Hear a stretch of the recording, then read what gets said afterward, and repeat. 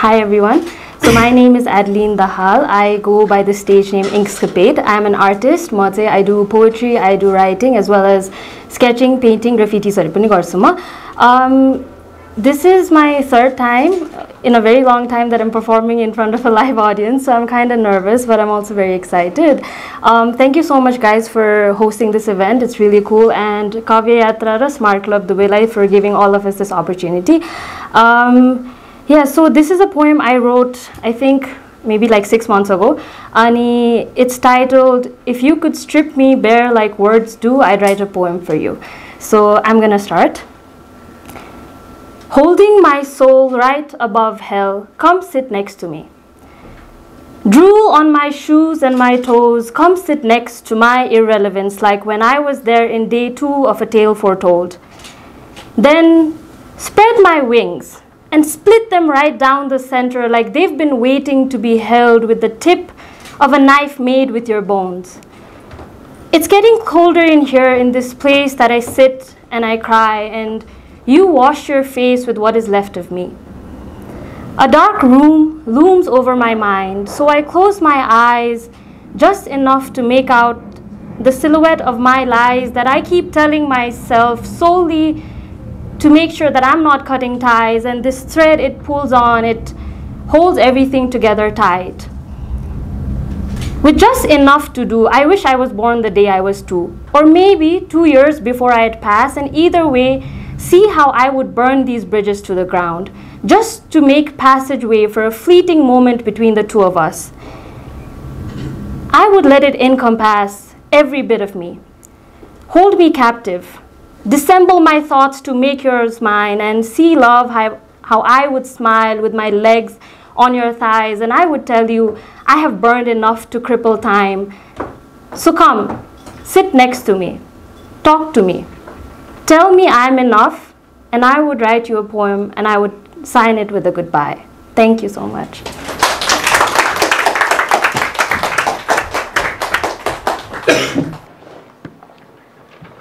Hello everyone. Namaste सबैजनालाई. मेरो नाम चाहिँ मिजला कायस्थ हो, अनि सुरुमा चाहिँ म काव्य यात्रालाई यो मञ्च प्रदान गरिदिनु भएकोमा हृदयबाट नै आभार व्यक्त गर्न चाहन्छु. आज चाहिँ मैले 2टा कविताहरू भन्न गइरहेकी छु, and all of them are in English, so now I'd like to begin. The first poem, or the title of my poem, is Magnitude of Love, and it is a micro poem, so it goes like this. Life is not so enormous, yet just too enormous to fathom about. When I stand below, witness the majestic mountains, my life feels as tiny as a snowflake is to the peak. When I stand atop the mountain, gaze at the vast sky, my life appears to be nothing more than fleeting dust in the greater scheme of things. But when I stand before you, my life feels larger. It transcends even the entirety of the universe and everything that exists. Thank you. So the second poem, it doesn't have a title yet because I wrote this one pretty recently. So it goes like this. I pour my love for you into a vessel of forever. I make it timeless, keep it sacred through my words. You stand on the summit of my thoughts, kissed by the sunrise of the dawn, an unfathomable depth that reaches the ocean's reef. At times, even words fail to capture what I feel for you. Love consumes me whole. You are an elixir to my soul. Rib cage holds the sunflowers blooming from my heart as I mold you into art. My muse, your light, lets me bear my darkness into a silhouette. Imagine being loved by a poet. Thank you.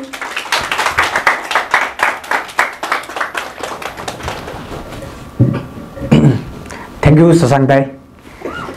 अनि यो मञ्च प्रदान गरिदिनु हुने यो काव्य यात्रालाई पनि म धेरै धेरै धेरै धेरै नै धन्यवाद दिन चाहन्छु। र मेरो नाम चाहिँ अनुज ढुङ्गेल। म चाहिँ आफूलाई आदि मानव भन्न रुचाउँछु।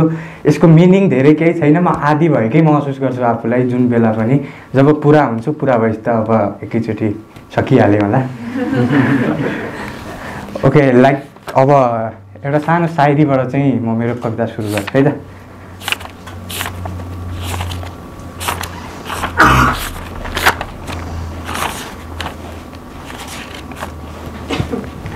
यो चाहिँ उर्दूमा छ, कहिलेकाहीँ उर्दूमा पनि लेख्ने ट्राई गर्छु। हजुरहरूको यसो वाहवाही है त।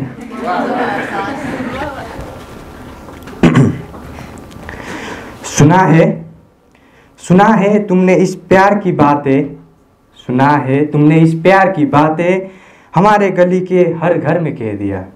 सुना है तुमने इस प्यार की बातें हमारे गली के हर घर में कह दिया, इसलिए अभी बदनाम हूँ इन गलियों में, चलो आपकी नाम की बदनामी भी सह दिया। सुना है तुमने इस प्यार की बातें हमारे गली के हर घर में कह दिया, इसलिए अभी बदनाम हूँ इन गलियों में, चलो आपकी नाम की बदनामी भी सह दिया। अब छोड़ भी दो खुद को खूबसूरत नहीं हूँ बोलना, अब छोड़ भी दो खुद को खूबसूरत नहीं हूँ बोलना, स्वयं चाँद को माथे पे लगा के तुमने तो कितनी आसानी से बिंदी का नाम ही दे दिया। ओके, लाइक रिसेन्टली अहिले चाहिँ बाढी पहिरो आएर चाहिँ धेरैजनाले ज्यान गुमाउनु भयो र उहाँहरू सबैप्रति चाहिँ म हार्दिक श्रद्धाञ्जली पनि दिन चाहन्छु।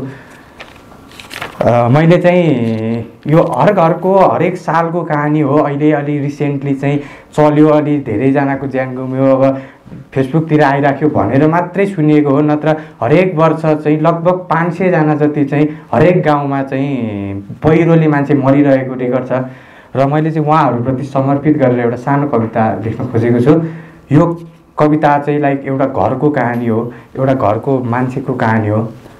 र कविताको शीर्षक चाहिँ बा सुन्नु न। र कविता यसरी सुरु हुन्छ। दादा, मैले यही 7 अक्टोबरको टिकट लिएको छु, म गाउँ चाहिँ 2 दिनपछि आउँछु, हजुर लिन आइस्यो है मलाई। फेरि बा आमालाई चाहिँ नभनेछु नि, म सरप्राइज दिन्छु भन्दै एका बिहानै परदेशी बहिनीले फोन गरेकी थिए। अस्तिकै दिन रुटिनेले भारी वर्षा हुने सम्भावना भन्दै गरेको पोस्ट हेरेको थिएँ। फेरि कहाँ सबैलाई वर्षामा रमाउन दिन्छ र यो समयले। धुन्से डाँडाबाट गिलास झार्यो भने सिधै मेरो घरको छतमा आइपुग्थ्यो। अनि पहिरोको भए नभएको त समय नै थिएन। बा आमा सबेरै गाईलाई कुँडो पकाएर, बाबु त घरमै बसेर गाईलाई कुँडो दिन नबिर्सेस् है भन्दै घाँस काट्न जानुभएको थियो।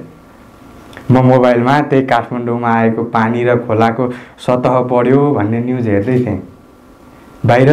बाहिर रुटिनेले भने चाहिँ पानी परेको थियो। फेरि अचेलभरि त अरू न्युज भन्दा त सबको विश्वास त्यही रुटिनेमै छ। एक्कासी पानी मुसलधारे आयो। बाआमा भिजे होलान्, कतै ओडातिर ओत लाग्यो हुने सोचिरहेको थिएँ। यसै सोच्दै निदाएको पो रहेछ। कहाँबाट गर्ल्याम्म आकाशै पल्टे चाहिँ भयो। पछि झसङ्ग भएर बिउजिँदा त गाउँभरिका मान्छे आएर फलैचाको बारीमा बसेर नरुनु भन्दै सम्झाउँदै रहेछन् मेरो बाआमालाई। म चाहिँ के भएको बा भन्दै सोध्छु, बोल्दैनन् त बा त। किन रिसाए बा भनेर फेरि अरूलाई सोध्छु, सबै सुने नसुने झैँ पो गर्छन्। अनि यसो घरको डिलमा हेर्दा त धुन्से डाँडा त मेरो घरमाथि पो खनिएको रहेछ। अनि यसो पर हेर्छु त सेतो कात्रोले बेरिएको लास पो देख्छु। गएर हेरेको त त्यो लास त मेरै पो छ त। अनि दगुर्दै आएर बालाई सोध्छु, बा केमा मरेको हो र? भन्नु न बा सुन्नु न, दसैँ खर्च भनेर राखेको 30,000 पैसा बुइकिल्नुको माइला सुटकेसमा राखेको थिएँ। मैले गाईलाई कुँडो पनि दिइसकेँ है बा किन नबोल्नु भएको? आमा हेर्नु न, बा त बोल्नुहुन्न। कान्छी पनि सबै दसैँ मान्न आउँछु भनेकी चाहिँ त्यसलाई लिन सहर पनि जानु सके। आमा आमा बोल्नु न, आमा कि म साँच्चै मरेकै हो र, कि म साँच्चै मरेकै हो र। धन्यवाद।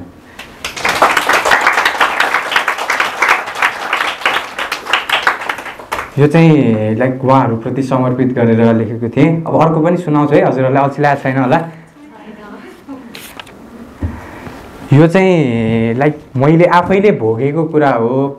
यो काठमाडौँ आइसकेपछि जब गाउँको मान्छे सहर पस्छ नि तब धेरै कुरा रिलेट गर्छ।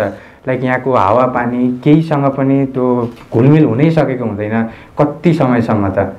म फेरि पहिला पनि सहरमा आएको होइन, 81 गाउँबाट आएको त होइन, तर जब जीवन जिउन चाहिँ सहर आउनु पर्दो रहेछ तब साँच्चै जीवन जिउँदो रहेछ। त्यो समयमा चाहिँ मैले आफूले भोगेको कुराहरू चाहिँ मैले लेखेको थिएँ। यसको शीर्षक चाहिँ मैले रहरे ढुङ्गा भनेर दिएको छु। कविता यसरी सुरु हुन्छ। मन्दिरको घन्टीमा आफ्नो लय मिलाएर निडर आफ्नो भाका सुनाउँथ्यो सहर। गाउँदेखि बटुलेर ल्याएको सपनाको सही गन्तव्य। अनि कर्णाली पारीको हर्केहरूले देखेका सपनाको सहर, जहाँ सबैले एक एक थान लुगासँगै दर्जनौँ सपनालाई पनि पोको पारेको थियो। हो त्यही सहरमा खोलिएको थियो सपनाको सरकारी कार्यालय। तिनै कार्यालयको 100 भन्दा धेरै निजी कोठामा बसेका बिर्खे र हर्केहरूको कथाको शीर्षक बनेको यो मैलो सहर। गाउँको जुनेलीको गीत सुन्ने हर्के आज सहरको गाडीको हरन सुन्दछ।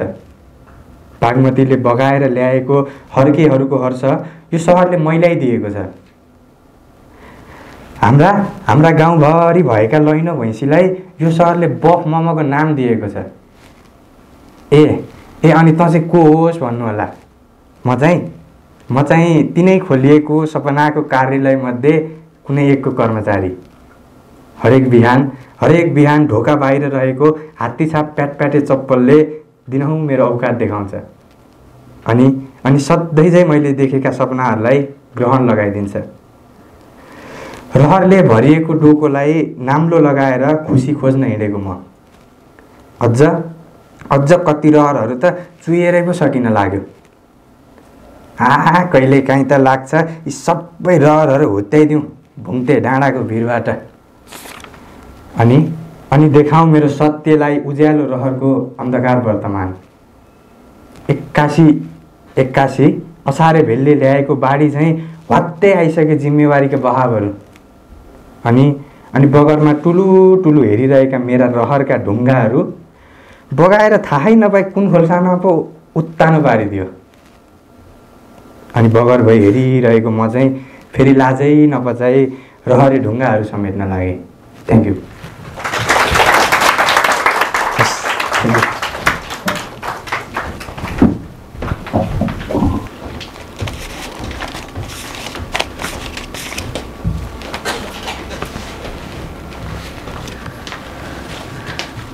सबैलाई नमस्ते। मेरो नाम श्रीसा पाण्डे। म नुवाकोटबाट अहिले सरस्वती बहुमुखी क्याम्पसमा BBA-मा 5औं सेमेस्टरमा अध्ययनरत छु। आज बोर्ड एक्जाम थियो, हतार भर्खर आइपुगेँ र मेरो कविताको शीर्षक रहेको छ तिमी गएदेखि। प्रिय, केही फिरिएको छैन तिमी गएपछि। जीवनको दौड त्यस्तै छ, भेटिने र छुटिने क्रम उस्तै छ। घडीको सुई लगातार फन्को मारिरहेछ।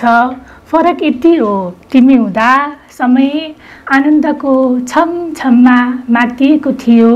तिमी गएदेखि समय अत्यासको रमझममा आत्तिएको छ। जीवनको रङ उधारो गरेरै इन्द्रेणी रङ्गिरहेछ। फरक त्यति हो तिमी हुँदा आशहरू रङ्गीन थिए, बातहरूमा मिठास थियो। तिमी गएदेखि सासले रङ भुलेको छ, आँट बेस्वादले घुमेको छ। पर्खाइले पर्खेर बग्न जानेकै छ। फरक त्यति हो तिमी हुँदा पर्खनु आफैलाई पाउनु थियो। तिमी गएदेखि पर्खनु भ्रमजालमा हराउनु हो। मेसेन्जर पलेटी कसरी स्क्रिनमा झुन्डिरहेछ। फरक त्यति हो, तिमी हुँदा मेसेजको बहावले बाहर आउँथ्यो, तिमी गएदेखि मेसेजको अभाव अलमलमै परिरहेछ। मोडलाई समेटेर अघि बढ्नु यात्राको नियति हो। फरक त्यति हो, तिमी हुँदा समेटिनु भनेको एकअर्कामा पोखिनु थियो, तिमी गएदेखि समेटिनु भनेको आफैमा छरिनु रहेछ। यादको दिनको यादमा रातले शीत झारिरहेछ। फरक त्यति हो, तिमी हुँदा यादले बिर्सेको सम्झाउँथ्यो, तिमी गएदेखि यादले नबिर्सेको सम्झाइरहन्छ। तिमी गएदेखि यादले नबिर्सेको सम्झाइरहन्छ। कोही आउनु जत्तिकै सुन्दर जानु पनि भइदिए, कोही हुनु जत्तिकै सुन्दर नहुनु पनि भइदिए। जाने मन बनाइसकेकालाई रोक्न नसकिने रहेछ, तर मन पनि त त्यही रोकिने रहेछ। फर्किँदैन थाहा छ, मन त्यही अल्झिने रहेछ। आँखामा भाव रसाउँछ, सम्झनाको सुवास बरबराउँछ।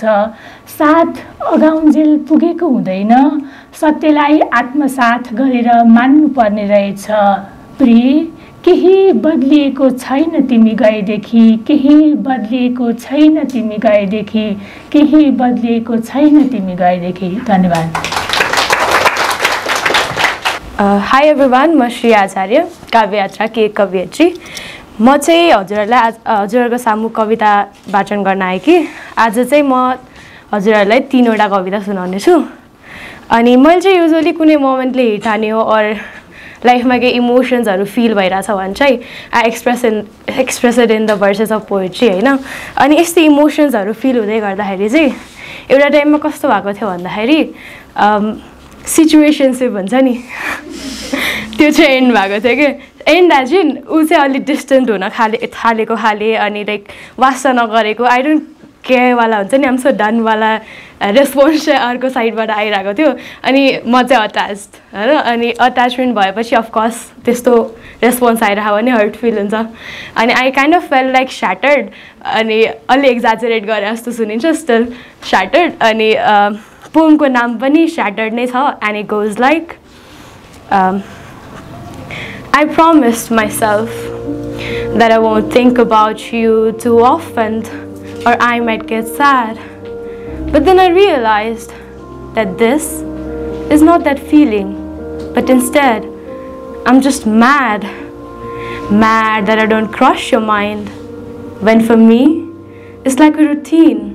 Every once in a while I think about a time when you had your arms on the shoulder of mine, but that's okay.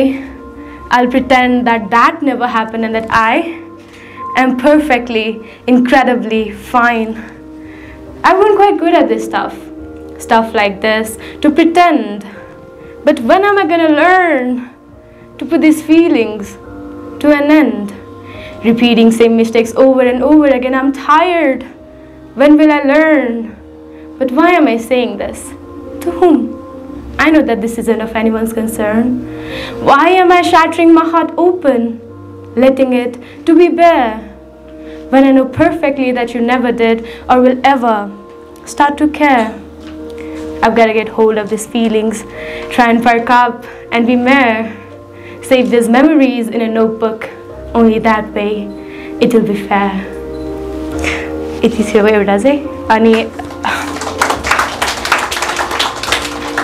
अनि एउटा टाइममा चाहिँ कस्तो भएको थियो भन्दाखेरि म यतिकै वन्डर गरिरहेको थिएँ होइन, हुन्छ नि आफ्नै इमेजिनेसनमा खेलिरहेको जस्तो। अनि यस्तै सोच्दाखेरि चाहिँ मेरो दिमागमा out of nowhere deep blue ocean आइज आयो कि, हुन्छ नि सोच्दै पनि कस्तो रमाइलो खाले। अनि I started to fall for those eyes. अनि को मान्छे हो, कस्तो मान्छे हो केही थाहा नै नभइकन पनि जस्ट ऱ्यान्डम एनानिमस मान्छेलाई लाइक को आँखामा डुबेको खाले थियो कि। अनि त्यही भएर चाहिँ I wrote a poem about it and it goes like When I looked into those eyes, deep blue, I hadn't had the clue that I could fall so deeply for you. It was as if I was stuck. Others might find it funny, but I would say I was in luck. It was as if the time had stopped by. I couldn't just bring myself even to say hi. The eyes, this pretty and pure. I would absolutely regret the moment I look away, for sure, and yet I looked around. Knowing nothing could make me flip, I swiftly turned back at you. Behold, the first scene I wanted to grip, and yes, I am here, looking at you, wondering how and when did I fall so profoundly in love with you. In love with you. अनि lastly चाहिँ अर्को poem चाहिँ how I started to find home in that one person खाले छ कि होइन अनि नाम नै फाइन्डिङ होम इन यु अनि if you have watched Friends अनि if you know Chandler and Monica हजुरहरूले चाहिँ यो यसको थोरै पार्टमा चाहिँ कनेक्ट अथवा लाइक एटलिस्ट रिलेट चाहिँ गर्नुहुन्छ and it goes like searching for the ground, secretly hoping it's your arm. I don't know how I met you or where you came from, but damn, you're astonishing, so pleasing, so content. I could look at you for hours and still not hope for the day to end. They say that I'm foolish. Silly questions, they arise. But how do I explain? That's exactly where my hopeful heart lies. Being around you, roaming, I'd learn your favorite ways. Maybe someday we'll together remember these glorious days. They say you're a perfectionist, high maintenance, they say. But like Chandler said to Monica, I too love maintaining you, and I would do that every day. Thank you. Thank you.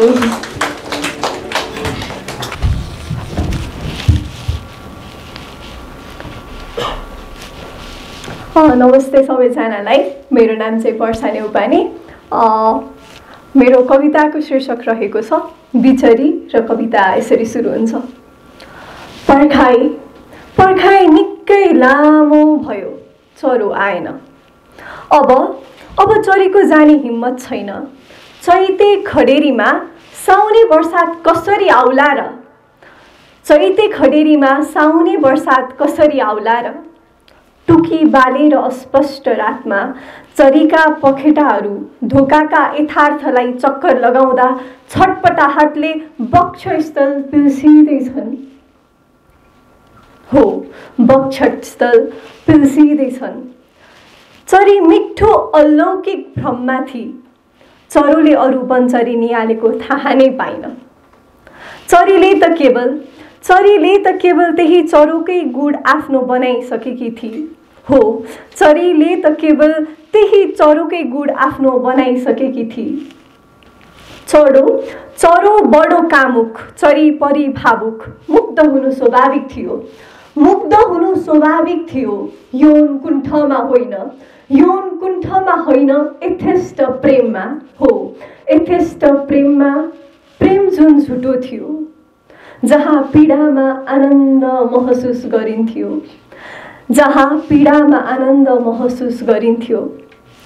हर्षान month चरीका हाँसो आज अनवरत नदीसँग बगे मौन धारण गर्दै झरनाका छाल बगेका कुसुमे रुमाल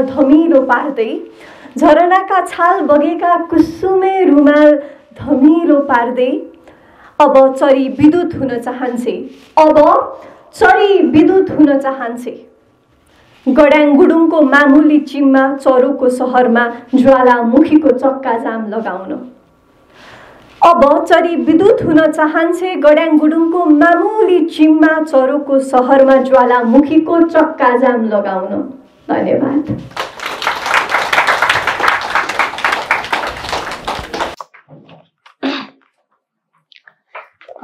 सम्पूर्णमा नमस्कार म समीक्षा भट्टराई म आज दुईटा कविता भन्न गइरहेकी छु सुरु गरे भनिन्छ सहर आउने हरेक मानिस आँखामा केही सपना बोकेर आउने गर्दछ र यो कविता रहेको छ मेरो सपनाको सहरको लागि मेरो एउटा सानो सपना छ अनि त्यो सपना पूरा गर्ने ठूलो रहर त्यही रहर बोकेर म पनि आइपुगे सहर मेरो सपनाको सहर तर सपनाको सहर विपनामा भने भिन्न रहेछ सपनाको सहरमा म रमाउँथे विपनाको सहरमा म डराउँछु हराउँछु अल्मलाउँछु अनि सूर्यको उज्यालो प्रकाशमा पनि आफैलाई अन्धकारमा पाउँछु अनि जुनेली रातमा पनि बाटो बिराउँछु कहिलेकाहीँ टोलाउँछु र एकछिन एकोहोरिएपछि लामो सास फेर्दै फेरि मुस्कुराउँछु कहिलेकाहीँ भिडसँग डराउँछु र अन्जान सहरमा कता कता हराउँछु हाँस्दै आएको सहरले एक्कासी रुवाइदियो खै अचानक म आफैलाई अर्कै मान्छे बनाइदियो एक्लै पनि रमाउने मान्छे म सहरमा यो भिडमा पनि एक्लो बनाइदियो पहिचान खोज्न आएको म खै कता हराए सहर जान्छु भन्दै जिद्दी गर्ने मान्छे म सायद घरबाट धेरै टाढा आएछु फर्केर घर जान यो सहरले गाह्रो बनाइदियो घरमा खाना फ्याँक्ने मलाई अन्नको महत्त्व छर्लङ्ग बनाइदियो अनि आफन्त सोचेकालाई पराई र पराईलाई भने आफ्ना बनाइदियो साँच्चै नै सहरले जिन्दगीमा धेरै नै परिवर्तन ल्याइदियो धन्यवाद Hello everyone. Okay, thank you so much, Shashank. First of all, I'd like to say thank you to Smart Club and you, Kavya Achalai. अघि शशाङ्कले मेरो बारेमा भन्नु खोजेको कुरा चाहिँ के भन्दाखेरि कविताहरूमा एक किसिमको अप्टिमिजम आउँछ अथवा एक किसिमको पेसिमिजम आउँछ तर सरप्राइजिङली चाहिँ मेरो कविताहरूमा चाहिँ I find both optimism as well as some sort of melancholy अनि कस्तो भन्दाखेरि म चाहिँ अहिले इङ्ग्लिस लिटरेचरमा मास्टर्स गरिरहेको छु तर फेरि I write in Nepali so there is that contradiction as well अनि आज चाहिँ म तपाईँहरूलाई मेरो केही कविताहरू सुनाउँछु आई हेभ 4 पोएम्स दुईवटा छोटो छन् र दुईवटा रिलेटिभली लङ्गर अनि I would like to give some premise to each poems before I recite them पहिलो चाहिँ अलि मेटा पोएम छ एज इन सेल्फ रेफरेन्सियल कस्तो भन्दाखेरि सेकेन्ड सेमेस्टरको एक्जाम चलिरहेको थियो अनि म पढ्न बसिरहेको थिएँ and then I thought like maybe I should write something भनेर तर it was also some form of procrastination अनि I just ended up spending like 1 hour or so without trying to write a poem but not writing it and then I wrote this poem so कविताको शीर्षक हो कविता कोर्न बस्दा I would like to mention one word यहाँ चाहिँ जस्तो उत्तिस भन्ने शब्द थाहा छ होला रुख हैन हिजो एउटा प्रोग्राममा गएको थिएँ अनि तितेपाती थाहा छ कि थाहा छैन भनेर सोध्नुभएछ आई एम नट अवेयर उत्तिस भन्ने चाहिँ एउटा रुख हो हाम्रो गाउँघरतिर पाइन्छ so the poem is like this कविता कोर्न बस्दा बस्दा बस्दा निदाएछन् गोडाहरू टिभीको झ्यारझ्यार जस्तो टाउको बोकेर कविता लेख्न बसेको कति भयो पेनको बिर्को टोक्दा टोक्दा नलाग्ने भइसक्यो कागजको तिर्खामा निमको घाँटी सुकिसक्यो पर्दा खोल्यो भने झ्यालबाट झुट मात्र देखिनेछ झुट नलेखौँ भन्छु केही त लेखौँ भन्छु यही भनेर आफैलाई ढाँटेको कति भयो अब त आँखा पनि गरुङ्गा भइसके यति साना नानीमा कति अटाउन दृश्य परेला टालेर बसौँ भने हेर्ने रहर जागिहाल्छ देख्न मन लागिहाल्छ मैले नदेख्दा संसार कस्तो देखिन्छ आँखा खोली राखौँ भने दुनियाँ मेरो अगाडि नाटक गर्छ झै लाग्छ पर्दा लगाउँ कि खोलौँ आँखामा कि झ्यालमा उत्तिसको रुखको टुप्पोबाट हेर्दा घरको आँगन देखिन्थ्यो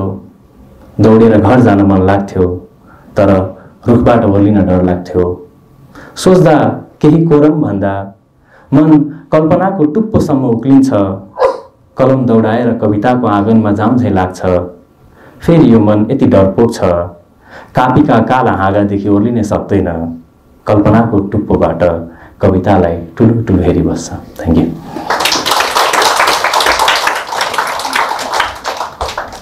अबको दोस्रो पोएम चाहिँ अलिक प्रेमिल छ so let's lighten up the mood समानान्तर कविताको शीर्षक but at the same time it's sad as well so it goes समानान्तर एउटा डाक्टर छ जो रक्सी पिएर हिँड्छ एउटा मलामी छ जो मृत्युको सपना देख्छ एउटा पुतली छ जो आगोलाई गिज्याइरहन्छ एउटा सन्यासी छ जो हर रात बिस्तारा बिगार्छ एउटा चुरोट छ जो बारम्बार ओठ चुमिरहन्छ र अर्को म छु फगत तिमीलाई प्रेम गरिरहेछु थ्याङ्क यू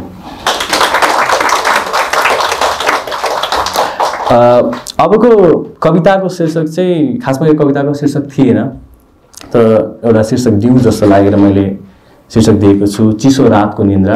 यो चाहिँ अलिक बढी एक्जिस्टेन्सियल कविता छ। सो दिक्क लागेको बेलामा, आफ्नै जिन्दगीको बारेमा सोचेको बेलामा चाहिँ लेखेको कविता। चिसो रातको निन्द्रा। चिसा रातहरूमा म टाउको लुकाएर सुत्छु, सिरकभित्र गुटमुटिएर आफैमा जन्मि नसकेको बालक झैँ। कति अँध्यारो हुन्छ आमाको कोख, तर कति न्यानो, अघेनाको छेउमा निदाइरहेको बिरालो जस्तो, जसले भर्खरै कुँडेबाट दुध खाइसक्यो। म निदाउँछु भोक नलाग्दासम्म, बिर्सेर कि म जिउँदो छु, बिर्सेर कि बिउजिएपछि मलाई फेरि बाँच्नु पर्नेछ। Thank you. Thank you. अबको चाहिँ मेरो लास्ट कविता हो। खासमा I would not normally recite this poem, किनभने I am sure like I can write better than this. But अघिल्लो वर्ष दसैँ तिहारको बिदामा घर जाँदाखेरि चाहिँ हाम्रो घरबाट बाटोमा हेर्दाखेरि साना साना बच्चा बच्चीहरू खेलिरहेका थिए, अनि त्यही बाटोमा हामीहरू सानो हुँदा खेलेको थियौँ। So time just passed away, अनि एक किसिमको यो लाइक सर्कल अफ टाइम, अनि हुर्किने, अनि अर्को पुस्ता आउने, त्यो प्रोग्रेसनलाई अब्जर्भ गर्दाखेरि चाहिँ लाइक कल्चरहरू पनि कति सिफ्ट भइरहेछ, कति धेरै चाहिँ कुराहरू बदलिरहेछ भन्ने विचारमा। अनि यो देउसुरे खेलिरहेको त्यो दृश्यलाई हेरेर मैले लेखेको कविता। यसको चाहिँ शीर्षक मैले दिइनँ। देउसुरे खेलिरहेछन् नानीहरू, भन भन भाइ हो देउसुरे, राम्ररी भन देउसुरे, यो घर कत्रो दरबार जत्रो, हामी त्यसै आएका होइनौँ। नाङ्लोभरि रहर सङ्गालेर, मनभरि आशिष बाँडेर, झिलिमिली साँझहरू अँध्यारो बिर्सिन खोजिरहेछन्।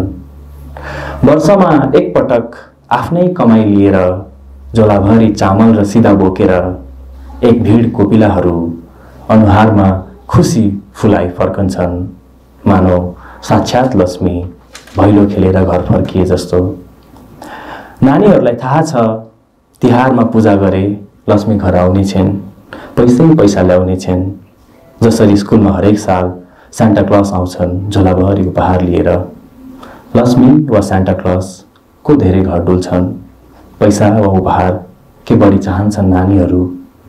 नानीहरूलाई थाहा छ उनीहरूको हेलोविन भैलो हो, जहाँ ट्रिक अर ट्रिट होइन देउसुरे भनिन्छ भैलीराम, जहाँ चक्लेटको सट्टा बाँडिन्छ सेलरोटी। नानीहरू संस्कृतिको मझधारमा उभिएर बिताइरहेछन् बाल्यकाल। यी बत्तीहरू निभेर जब फेरि बल्नेछन्, सायद यो समय बितिसकेको हुनेछ। हस्, thank you, that's my time.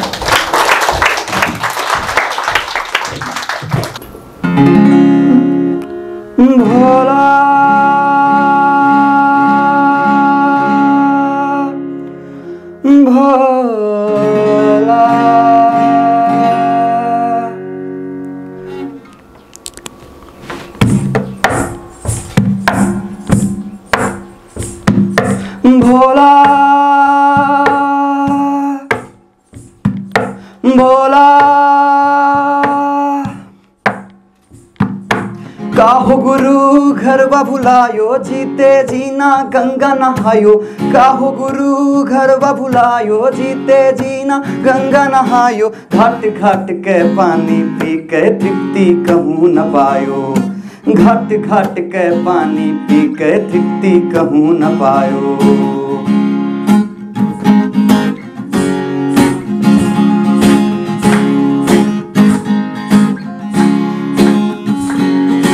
काहो गुरु घरवा भुलायो, जीते जीना गंगा नहायो। काहो गुरु घरवा भुलायो, जीते जीना गंगा नहायो। घाट घाट के पानी पी के तृप्ति कहूँ न पायो, घाट घाट के पानी पी के तृप्ति कहूँ न पायो।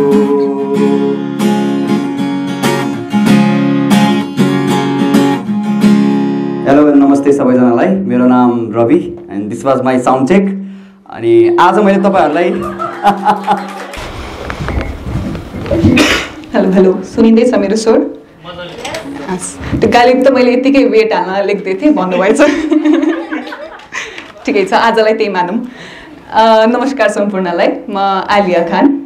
सबै सन्चै हुनुहुन्छ? नभए पनि के भन्न सकियो र।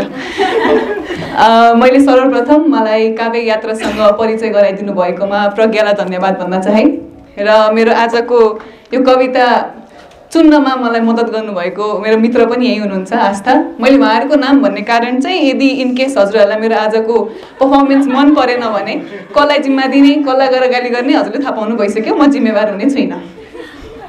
र मन परेको खण्डमा चाहिँ मेरो युट्युब च्यानल छ भनेर थाहा पाउनु भइसक्यो, गएर पक्कै पनि अरू कविताहरू सुन्नु होला, सब्सक्राइब पनि गरिदिनु होला। अब मेरो प्रमोसन चाहिँ यति नै थियो, अब कवितातिर लागौँ। मेरो कविता त्यस्तो धेरै भूमिका बाँध्नुपर्ने खालको त छैन, आनन्दले बस्छु ल। मेरो कविता जीवनको बारेमा हो। जीवन हामी सबै बाँचिरहेकै छौँ, थोरै धेरै सबैले रिलेट चाहिँ गर्नुहुन्छ होला जस्तो लाग्छ मलाई चाहिँ। सो मेरो कविताको शीर्षक रहेको छ पाना। म्युजिक बज्छ, मैले म्युजिक दिएको थिएँ, ठिकै छ, म्युजिक बजाइदिनु होला।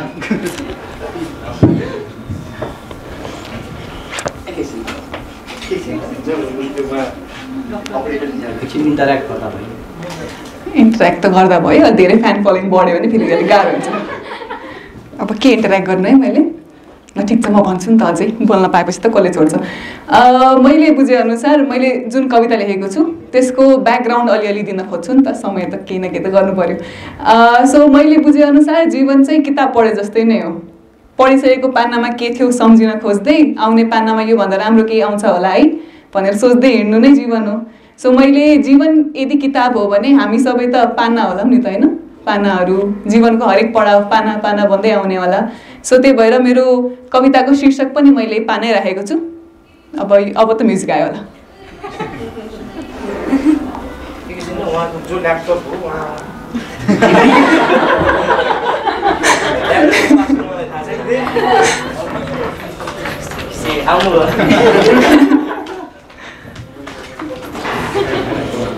उहाँ कवितामा डुब्नु भएछ। मेरो त दिमागमा पान पान घुमिरहेको छ, म त मेरो कविता बिर्सिसकेँ, हेरेर भन्छ है।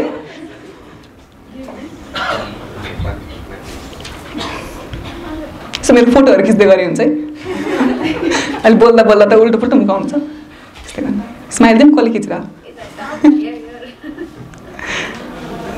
क्यान्डिड एक्ट गर्छु, खिच्दै गरे।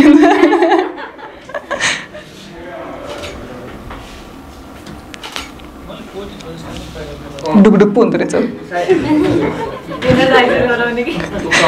पर्छ जस्तो।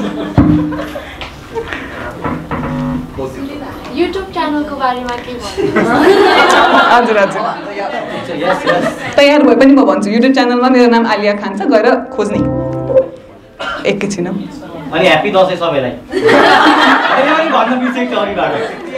अझै टाइम बाँकी छ। ह्यापी तिहार, ह्यापी छठ, लक्ष्मी पूजा। ल सो मेरो कविताको शीर्षक रहेको छ पाना।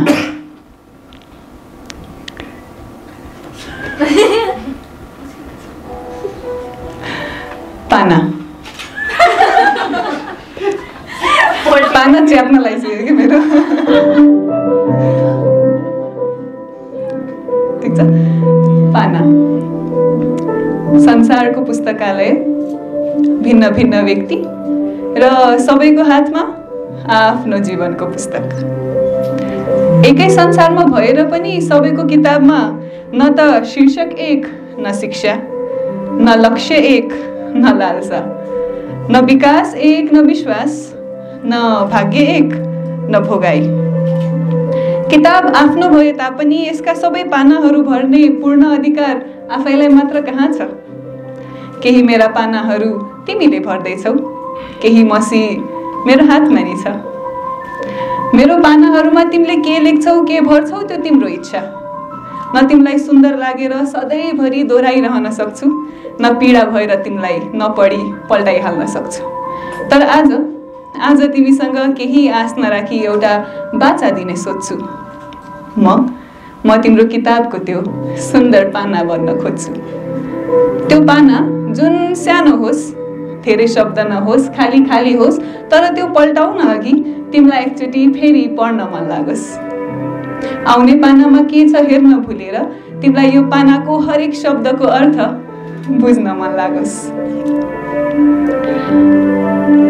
तर तिमीले अरू सबै पानाहरू बिस्तारै पढ्दै जान्छौ, तर मेरो पाना पढ्दाखेरि थोरै हराउँछौ।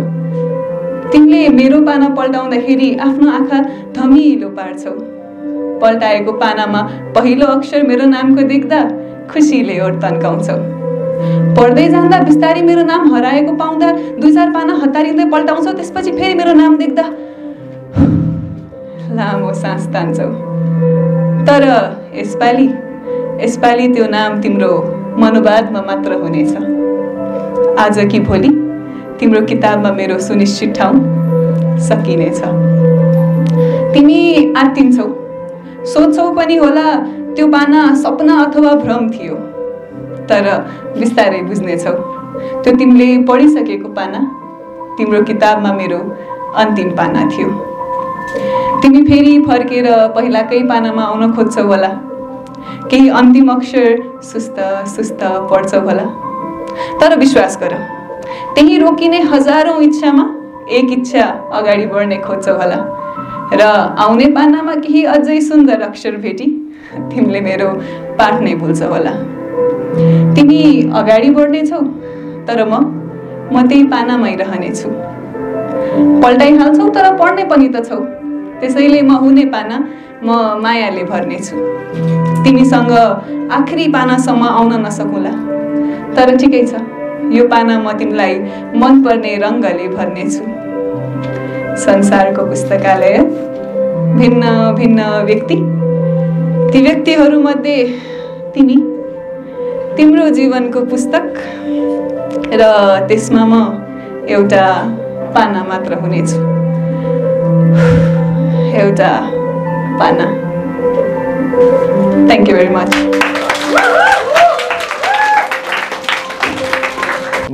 मेरो नाम आर्जित पाण्डे।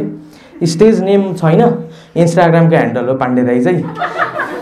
खोज्न मन छ भने चाहिँ PAANDDEY त्यतिमा भेटिन्छ म पाण्डे दाईमा।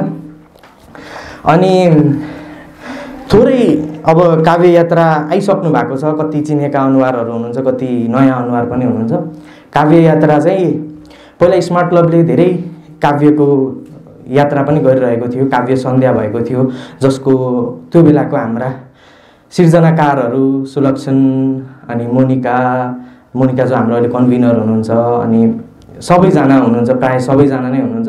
र त्यही कार्यक्रमकै सिलसिलामा लैजाँदै अब दिउँसो त सन्ध्या भन्न मिलेन, काव्य सन्ध्या दिउँसो गर्नु त मिलेन। त्यही भएर केही अलिकति युनिक किन दिउँसो गर्ने भन्दाखेरि साँझ ढिलो हुन्छ, घर पुग्न अप्ठ्यारो हुन्छ। र यसको पनि एउटा थिम अँध्यारो टक्क कोठामा बसेर, किनकि कविताहरू सुन्न हामी खासै आजकल चाहिँ क्याफेहरूमा हुँदाखेरि कवितातिर रमाउँदैनौँ, खानातिर रमाउँछौँ। त्यही भएर कविता रमाओस् है भनेर चाहिँ यो कार्यक्रम सिर्जना भएको हो।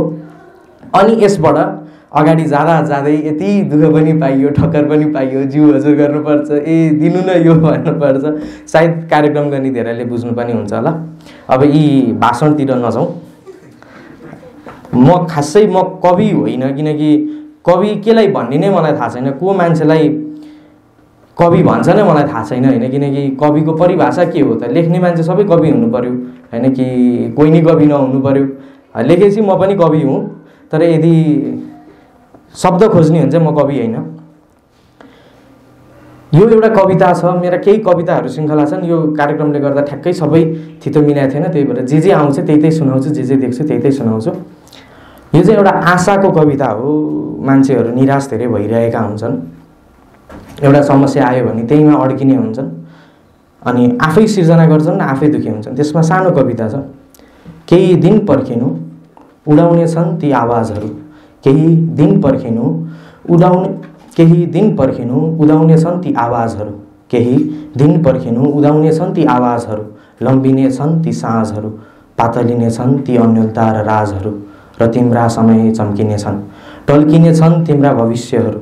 रहरहरू, आश र आवश्यकताहरू सब पुरा हुनेछन्। केही दिन पर्खिनु, केही कतै पुरा हुन बाँकी रहे चिन्ता नगर्नु, एक दिन सबै पुरा हुनेछन्। तैपनि तिमी खुसी हुने छैनौ। केही कतै पुरा हुन बाँकी रहे चिन्ता नगर्नु, एक दिन सब पुरा हुनेछन्। तैपनि तिमी खुसी हुने छैनौ। खोज्ने छौ नयाँ चिन्ताहरू, आज एक समस्यामा अल्झिएका छौ भोलि आफै खोज्नेछौ तिनटाहरू अनि दोष दिन्छौ नियतिलाई भाग्य कर्म र हातका रेखालाई तैपनि नआत्तिनु बस केही दिन पर्खिनु उदाउनेछन् तिम्रा आवाजहरू। एउटा सानो कविता थियो। अर्को पनि सानै छ, म सानोबाट अलि लामोमा लैजान्छु है। कहीँ कतै चार पर्खालको बीचमा छ संसारको हाल, यहाँ न कुनै ताल बज्छ न गुन्जिन्छ कुनै राग। कहीँ कतै चार पर्खालको बीचमा छ संसारको हाल, यहाँ न कुनै ताल बज्छ न गुन्जिन्छ कुनै राग। न मिठास छ जिन्दगीको न त परिवर्तित उदास, यहाँ छ त बस झुटो हाँसो झुटो बोली झुटो साथ। न यहाँ साथी हुन्छ न नै कसैको आश। धन्यवाद। अब एउटा सानो छ, म सानोबाट गइरहेको छु किनकि अलि लामो आउनै बाँकी छ नि त हजुरहरूलाई हैन, कहाँ त्यतिकै छोड्छु त। 2 लाइन मात्र छ है यो चाहिँ। अब के भन्ने आफै सम्झिनु है। अरू सबैलाई बिर्सिन्छु तिमीलाई हेरेपछि, अरू सबैलाई बिर्सिन्छु तिमीलाई हेरेपछि, आफैलाई बिर्सिन्छु तिमीले मलाई हेरेपछि। अरू सबैलाई बिर्सिन्छु तिमीलाई हेरेपछि, आफैलाई बिर्सिन्छु तिमीले मलाई हेरेपछि। देखाइने सबै रवाफ हुँदैन, दिइने सबै दबाफ हुँदैन। दिइने सबै दबाफ हुँदैन। केही कुरा त आफै बुझ्नुपर्छ नि प्रिय, यो संसारमा सबै प्रश्नको जवाफ हुँदैन।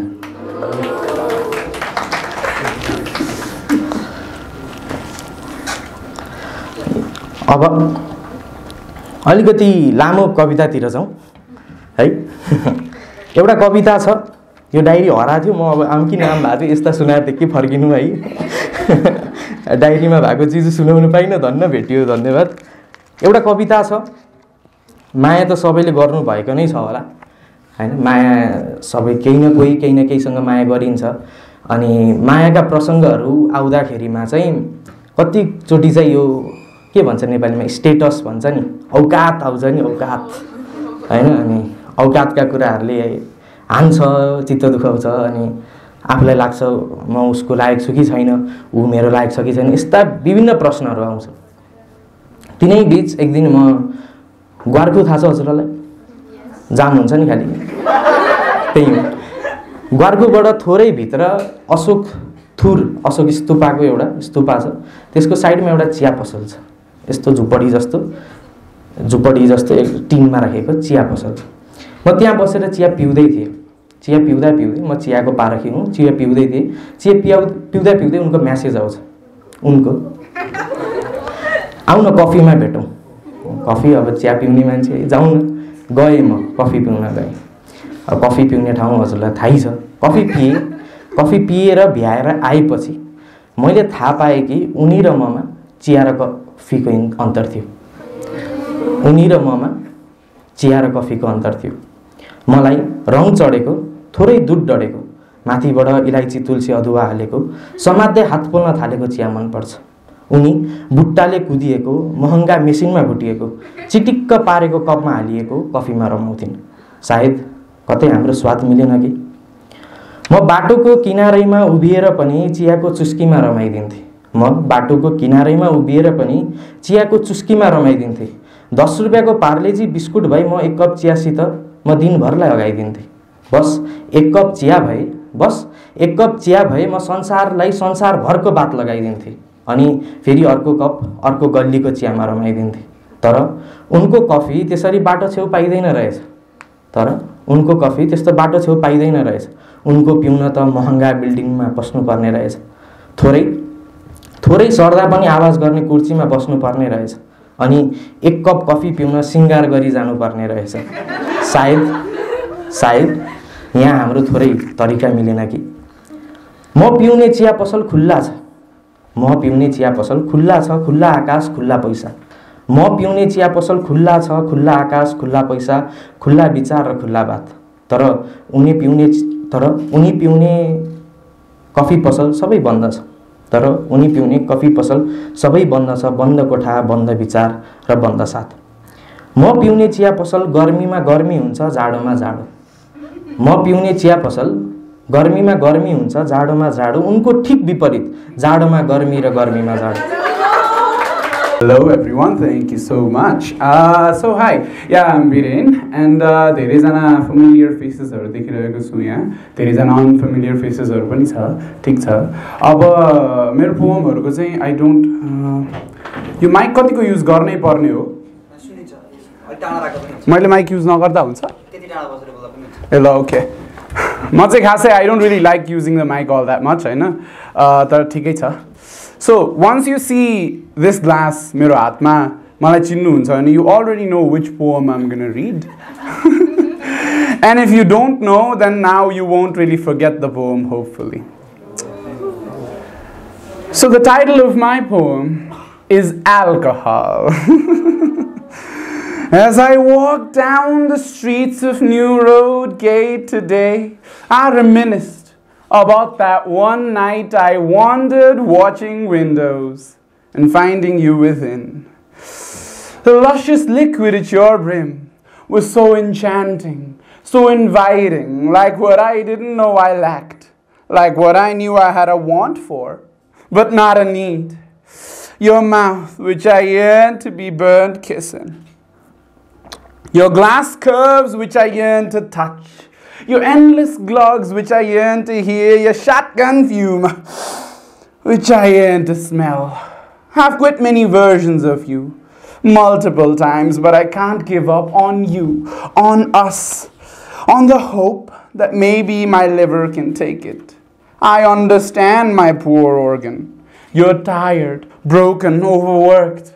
Trust me, I think not of the poison, but when I do, I can't stop. I quit beer, my first. It traveled down with me for quite long a path, but I had too much of it.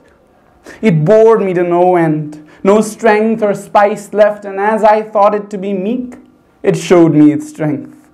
The first blackout, the first time I felt my liver crumble and dissolve into a concentrated solution of misery. You see, the liver is special. It's one hungry bison for a reason. As it burned, I felt my veins flare up and propagate the pain. Wacket wine, my second. A short, sweet stroll it was, but quite intense. I enjoyed drinking it, perhaps too much, and it showed me its cowardice. The second blackout. It lulled me into its comfort. All knew it aged quite immaturely. Its barrel's condition be not its fault. It still caused me to drink it. I attempt to have a taste, but deep within I know for it was never worth it. I quit whiskey, my third. Losing so many of your forms, I wanted something to steal me away from this terrible reality. As I first saw it on the shelf, I knew it was marked.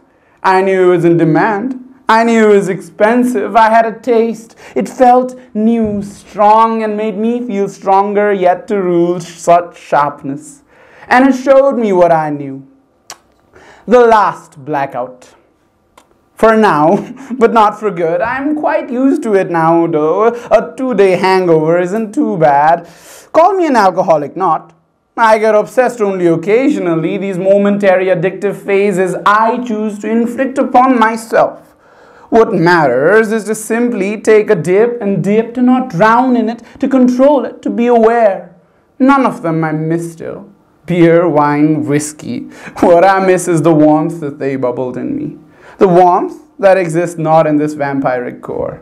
All that's left is to find a different spirit. Thank you so much.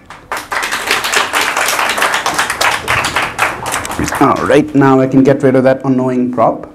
So, obviously that poem is all about alcohol. It's not about anybody else at all. It's only about alcohol, right? Oh, we all love alcohol so much. I loved alcohol so much, I still do, but only vodka now. Alright, so this next one is something that I wrote maybe Monday, I think I wrote this. I had like one of my best months of my life. I was very, very happy. मेरो board चलिरहेको थियो तैपनि I was very very happy. I was at the highest point of my life. अनि त्यो ups and downs roller coaster हुन्छ नि, त्यो roller coaster को डाउन टक्क लाएर Monday आएको थियो. अनि Monday आयो, हुनुपर्ने कुराहरू भयो, अनि हुँदा हुँदै म दिमागमा चाहिँ के सोचिरहेको छु भन्दा यसो भयो ल अब यसरी लेख्छु भनेर पुरा पोम बनाइसक्यो अनि राति टक्क लाएर लेखेको थिएँ मैले. So this one is अलिकति लामो, but well, it's fine hopefully. Warhead in my backyard. I was told the day I was born, they discovered a warhead in the backyard of my house. It's as if my mother birthed it. I grew alongside it. Well, I mean, I grew, it laid there. All I remember is it lying there. All I remember is the fear. Well, it's there. Can't move it, can't kill it, can't bury it. I was told, as an infant, I refused to suckle on my mother's bosom. It resembled a warhead. I feared it so, but I could not help but feel attached. I played around it. I was told as a child, many a times it killed me. Almost. And every time it killed something in me. One day, as I played with it, it rolled around and choked my windpipe. Alas, it didn't succeed. But it did give us value, yes. The payers paid what they paid to keep the passive powerhouse. It worked for us. It was our slave. It was ours. Ours to own, ours to use. It was like a vampiric maid whose wages were our souls. But you fear the unknown. And I began to know it better than I knew myself, and the fear turned to hatred. But what can the hatred accomplish? One can't hate something away, so I turned it inward, imploded with rage. Every now and then it would tick, scream, cry, throb, threaten to explode, and the sirens would go blaring, so we would shut it in a tomb. Or perhaps it would shut itself in. It wished not to kill us, I believe. It just wished for our blood, for why would a parasite kill the host? It was an eyesore. The sirens that blared in the past, that scared me in the past, no longer did. And soon I underwent adaptation. I stopped noticing the sirens. I stopped noticing the pre-detonation tremors. And even when I did, I chose not to. It started a countdown once. Touched Satan and returned, my father always says. But it didn't do it on its own. Oh no, I made it explode. I was a child. I didn't realize that I was so smart. I was the youngest nuclear scientist. Why were you playing with it alone? You know what it is. Why weren't you careful? Why did you interact with it? I accepted it. It's my fault. I fear you not. I hate you not. I pity you. For you were made to be this way. Rutherford surely meant you not to be made this way. But alas, once you were born, the people around you had their way and made you and abandoned you. The sirens went off again today. The science man sent a local cop who told me to fix it and grumbled about her undone duties. I suckled unwillingly on the warhead as if it were my mother's bosom. The science man screaming in my ear, fix it, fix it, fix it, fix it. I told him I couldn't, I didn't know how to, and I continued suckling. And somehow the tomb broke around me. It stopped beeping, buzzing, crying. I felt relieved. It sucked our soul enough. The science man kept screaming, fix it, fix it, fix it, fix it. I threw away the earpiece. The cop ran home to her children. And the science man knocks on my door. He flew from America to my backyard. It cost $650,000. I feel guilty. I wear the earpiece again. Fix it, fix it, fix it, fix it. Because, of course, every time it beeps, it's my fault. Perhaps if I was not born, it would not have been found. It would be buried under the soil today, perhaps. Perhaps it has always wanted to be buried. And I stopped it from being buried. I stopped it from exploding with my birth. I am such an experienced individual, youngest nuclear scientist, 22 years of experience as a diffusal expert, and perhaps a few months more, maybe 9. Thank you so much. That one's more of a story than a poem, but yeah, thanks so much. सम्पूर्ण उपस्थित महानुभावहरुमा मेरो साहित्यिक नमन। मेरो नाम दीक्षित पौडेल र म चाहिँ अब थोरै आज म किन ढिला भएँ, अन्तिममा कसरी भएँ भन्ने कुराको थोरै मात्रै अलिकति चित्रण गर्न चाहन्छु। म चाहिँ घर गएको थिएँ बिहेको लागि भनेर, यता जाँदै थिएँ अनि त्यसपछि बिहेमा पुगेँ, एटेन्ड गरेँ। अनि त्यसपछि मलाई चाहिँ अब मसित त्यो मलाई एकदम अब के गरौँ भइरहेको थियो होइन। अनि मैले काव्य यात्रा हिजो नै आउँदिनँ भनेर छोडेको थिएँ। अनि त्यसपछि होइन आज चाहिँ अब मसित इनफ टाइम छ, अब म जसरी भयो नि काव्य यात्रा जान्छु, अब अलिकति ढिलाइ भए पनि म काव्य यात्रा चाहिँ जसरी पनि पुग्छु भनेर अनि म यो युनिफर्ममा आएको छु होइन। अनि अनि मेरो कविताको बारेमा कुरा गर्नु पर्दाखेरि चाहिँ मेरो यो कविता मैले यो वैशाखमा लेखेको थिएँ। मेरो आमा बित्नु भएको थियो अनि हजुरआमा बित्नु भएको मैले 1 वर्षपछि हजुरआमालाई थोरै सम्झिँदै यो कविता लेखेको थिएँ। हजुरहरूलाई मन पर्यो भने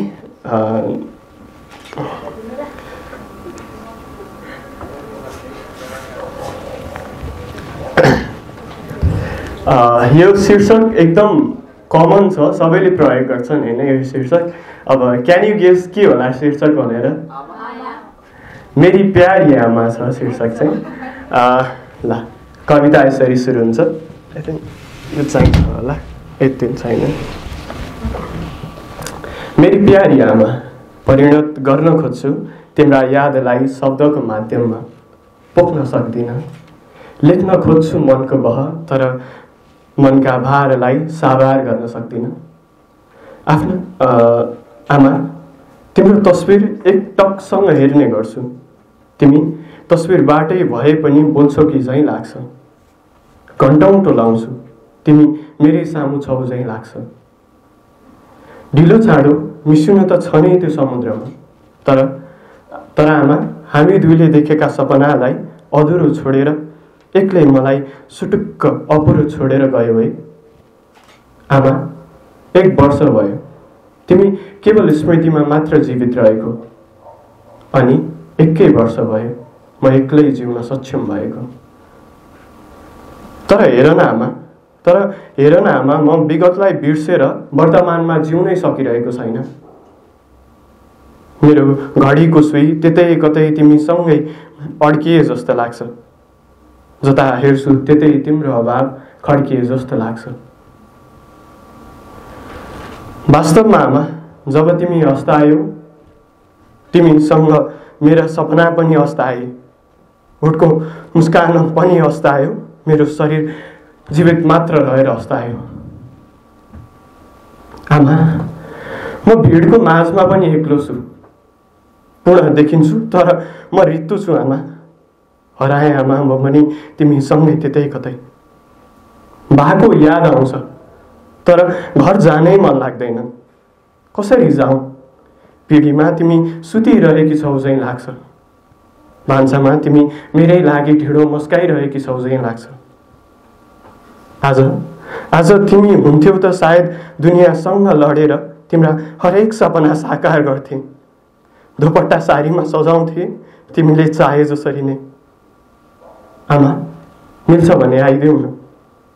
तिमीलाई अँगालेर खुट्टा बोकाएर निदाउन मन छ।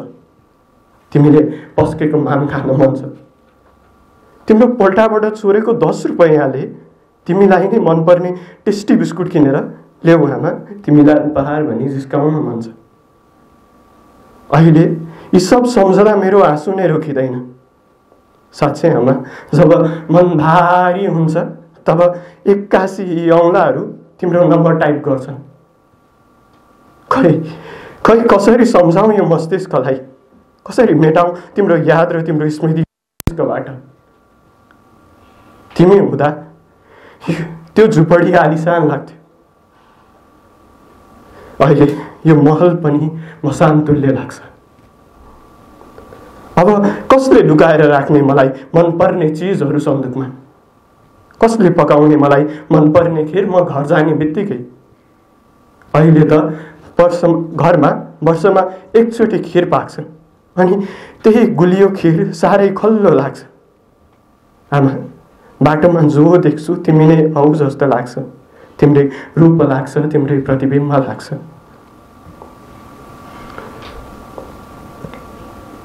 कसैले नाति खेलाउँदा मन भक्कानिएर आउँछ। देख्दा त्यस्तो दृश्य यो आँखाबाट आँसुको छाल हत्तालिएर आउँछ। ढाडे भएको त होइन, तर मामा घरको आमाले भाइ बहिनीलाई माया गर्दा मलाई अनाथ सरह महसुस हुन्छ। आमा, सधैँ मेरो भाग अलग्गै छुट्याएर राख्ने अलिकति तिमी आफै मेरो भाग छुट्टिएर बसेकी भए पनि त हुन्थ्यो। आऊ न आमा, मेरो सामुन्य अनि बोलाऊ मलाई। म पनि हराउन चाहन्छु तिमी जसरी नै।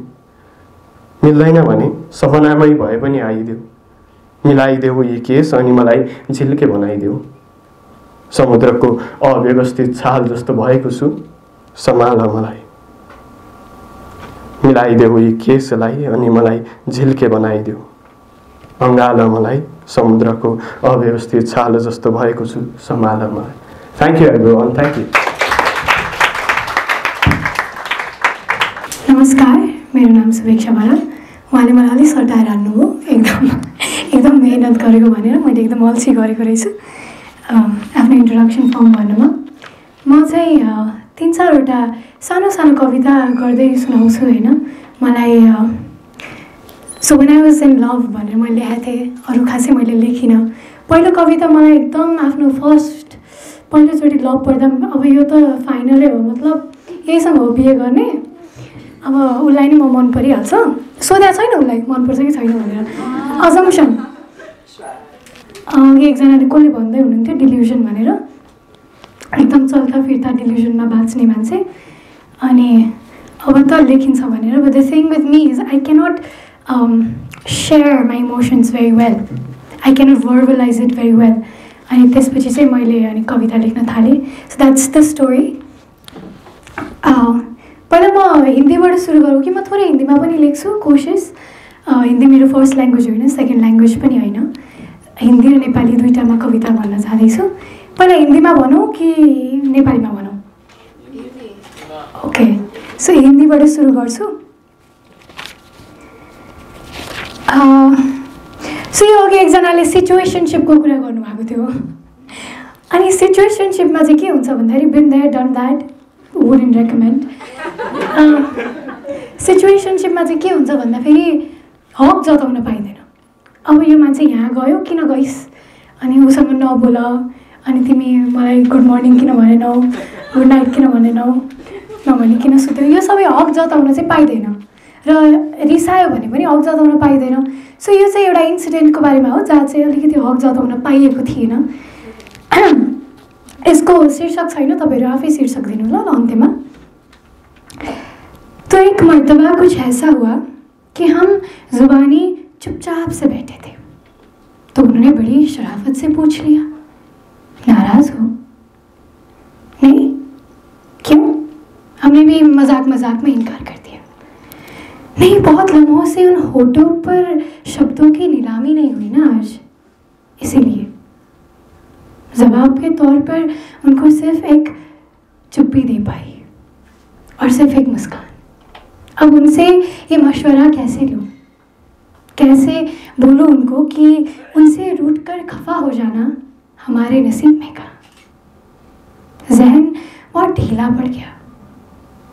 फिर हौसलाते हुए उन्होंने कहा, शायद समझ लिया उन्होंने, कहा कि अरे हाँ, मैं तो भूल ही गया, तुम्हारी नाराज़गी में हक जताना हमारे नसीब में का। सो अब चाहिँ मैले नेपाली कविता भन्छु है। अलिकति यस्तो कागजमा लेखेर आएको छु। एकचोटि मेरो गुरुआमाले भन्नुभएको थियो क्या, सरस्वती र लक्ष्मी एकै ठाउँमा बास बस्दैनन् भनेर। यहाँ देखिहाल्यो। अझै एउटा हिन्दी भनेर नेपाली भन्छु ल।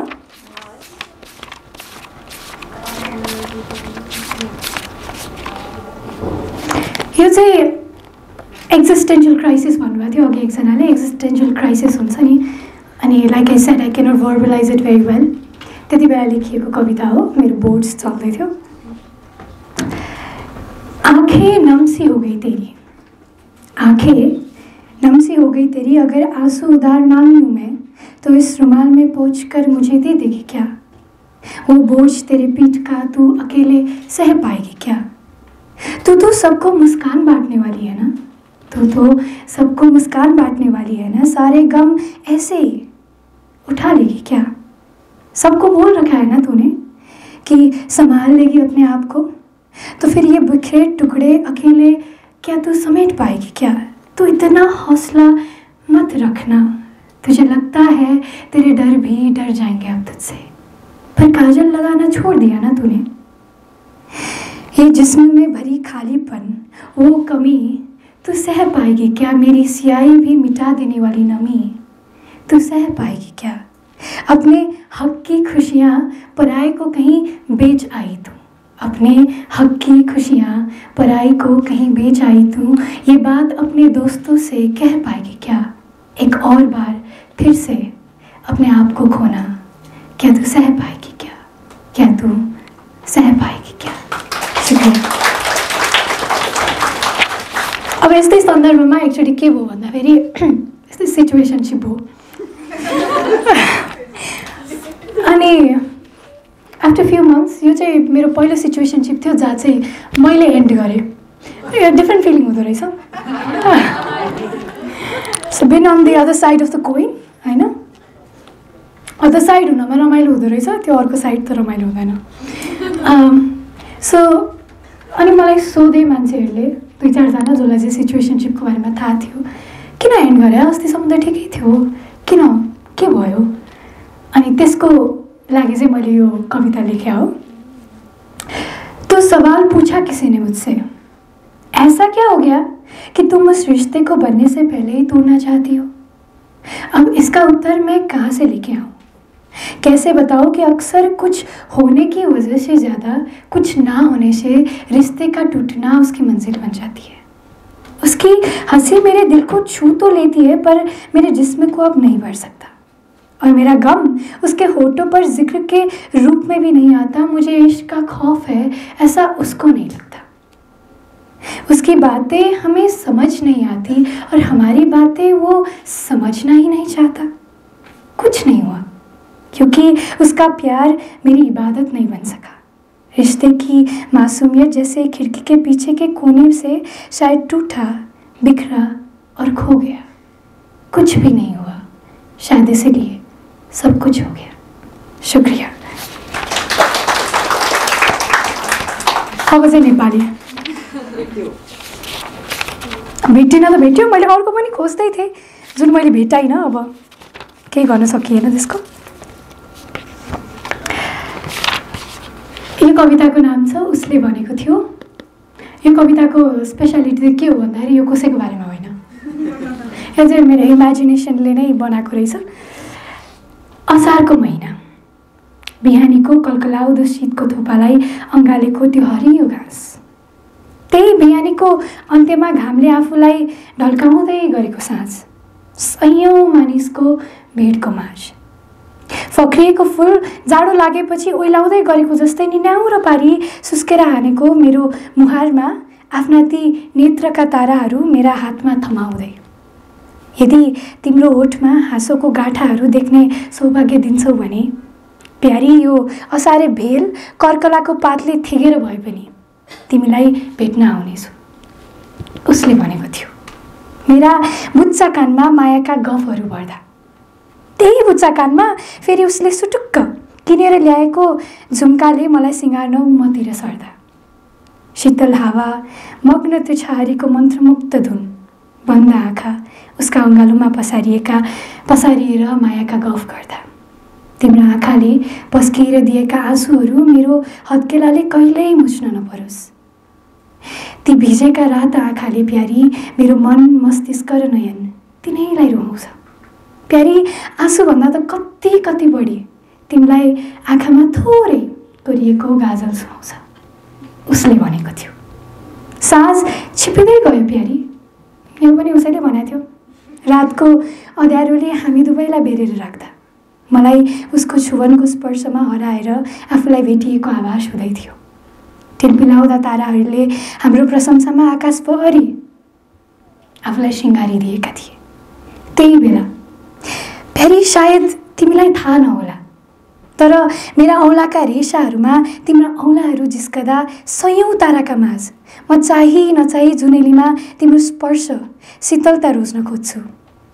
कवि तिम्रो बोलीमा बसिएको छ भन्छन् यहाँ, कवि तिम्रो बोलीमा बसिएको छ भन्छन् यहाँ सबैजना। तर तिम्रो हरेक बोलीमा हरेक कविमा म आफूलाई नै खोज्न खोज्छु, म आफूलाई नै खोज्न खोज्छु, उसले भनेको थियो। गाउन गइरहेको गजल भनौँ गीत भनौँ मेहन्दी हसन साहबको अहिले होइन पछि एउटा गजल छ, हो तपाईँहरूलाई राम्रो लाग्छ होला।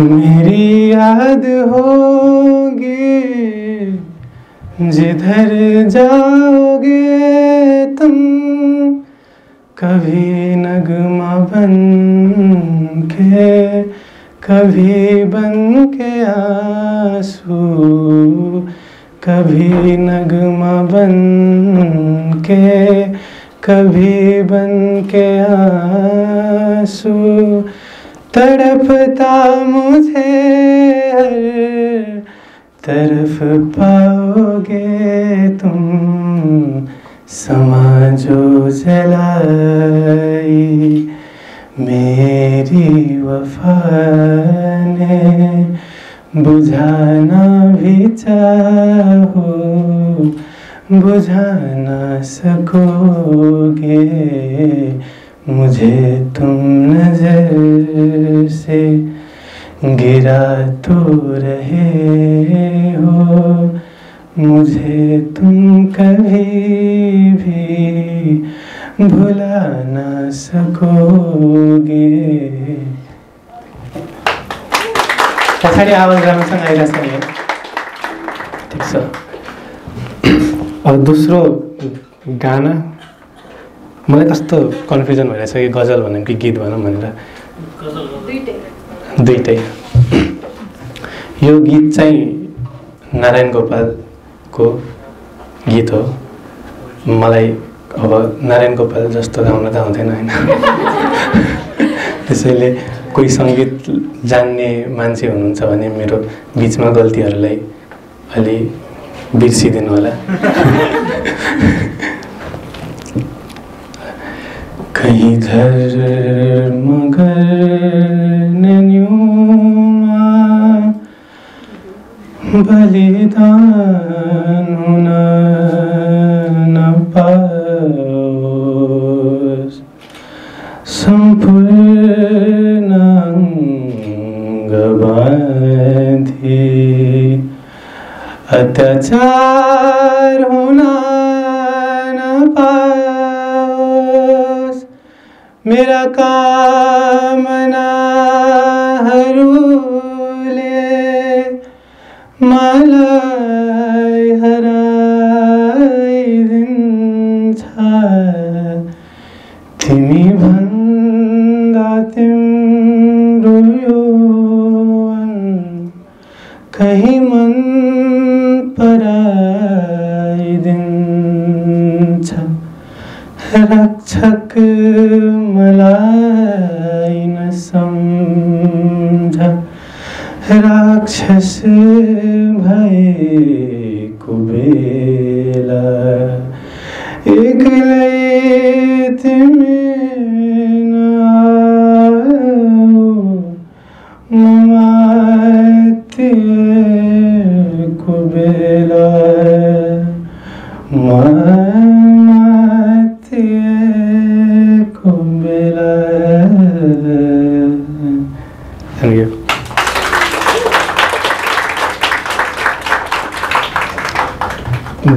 के अरे बोरिङ त लागेको छैन, सुरु गर्दा के हुन्न। हार्मोनियम त छैन तर तानपुराले अलिअलि हेल्प गर्छ होला। यो गाना चाहिँ हाम्रो महाराज धीराज महेन्द्र वीर विक्रम शाहदेवले लेख्नु भएको अनि गुलाम अली खान साहबले गाउनु भएको गीत हो। यसलाई पनि गीत गजल चाहिँ भन्दा नि हुन्छ। यो गीतको नाम चाहिँ लोलाएका ती भन्ने हो।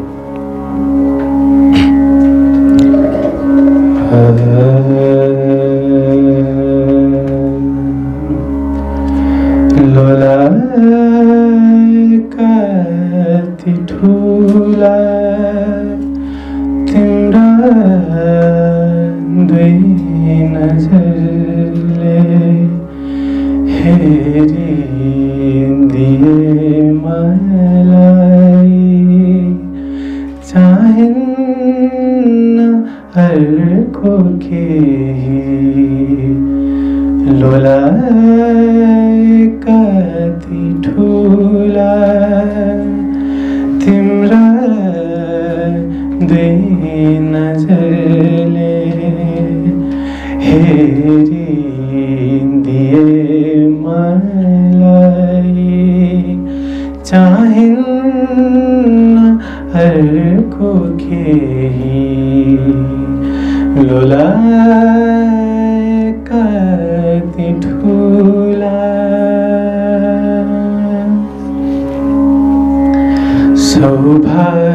सौभाग्यशाली औठी तिम्रो त्यो हातको भई सौभाग्यशाली औठी तिम्रो त्यो हातको भई स्पर्श मात्र पाए चाहिन्न अर्को केही सुन्दर मुहार तिम्रो चन्द्रमा शर्माउने एक पल्ट देखना पाए चाहिन्न अर्को केही लोलाए कति ठुला। धन्यवाद धन्यवाद।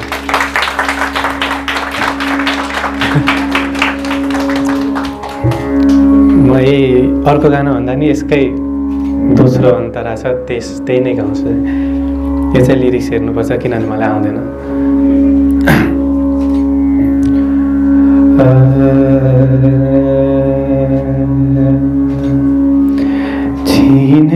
छिनेको त्यो कटीमा